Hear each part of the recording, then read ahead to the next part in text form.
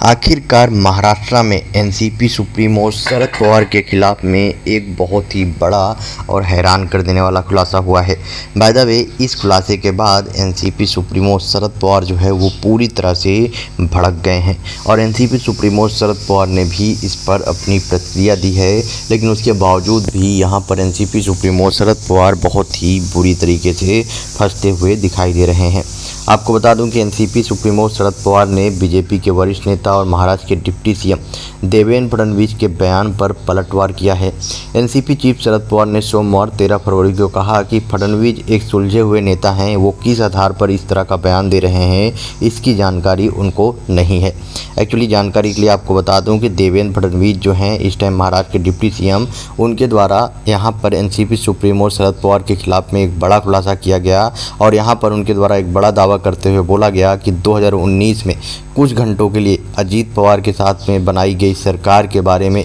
पूरी तरह से एनसीपी सुप्रीमो शरद पवार को पता था और एनसीपी सुप्रीमो शरद पवार जो है इस बात से पूरी तरह से सहमत थे। उन्होंने जो है इस बात की सहमति दी थी, जिसके बाद ही महाराष्ट्र में बीजेपी और एनसीपी ने मिलकर गठबंधन करके सरकार बनाई थी। वो अलग बात है कि वो 2 से 4 घंटे बाद ही वो सरकार गिर गई, लेकिन उसके बावजूद भी जैसा कि अपडेट आ रही है उसमें बताया जा रहा है कि बीजेपी नेता देवेंद्र फडणवीस ने सीधे 2019 के चुनाव के को लेकर बड़ा दावा कर दिया कि उसके बारे में एनसीपी सुप्रीमो शरद पवार को बहुत अच्छे से पता था और शरद पवार जो है इस सरकार को लेकर, इस गठबंधन को लेकर पूरी तरह सहमत थे। बस यही बात है जिसको लेकर अब एनसीपी सुप्रीमो शरद पवार पूरी तरह से देवेंद्र फडणवीस के ऊपर भड़क चुके हैं और उनके द्वारा सीधा इसको लेकर दावा किया गया कि मैं तो